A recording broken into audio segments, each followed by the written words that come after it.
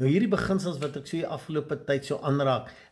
om ons te help om 'n ander gesindheid te leef, het 'n teacher baie mooi eendag gesê, hy sê, it's living from the end, om soveel as moontlik jou gedagtes, jou emosies, jou gevoel, alles, te vestig op die einddoel. Ja, dit gaan nie soseer oor die einddoel nie, dit gaan oor daai lesse wat ons leer, die journey tot die einddoel, daai groei, daai emosionele groei, want jy gaan elke dag uit jou comfortzone gevat word, maar dis waar dit nou inkom, waarop gaan ek fokus? Gaan ek heeltyd op die negatiewe, op die mislukking fokus, of gaan ek sê, dit het nou gebeur, ek kan net hieruit leer, wat wil ek graag hê, en so gou as moontlik jou gedagtes terugkry op, wat is die einddoel, waarheen is ek op pad, wat is daai droom, en ek so gou as moontlik probeer voel, hoe lyk die deurbraak,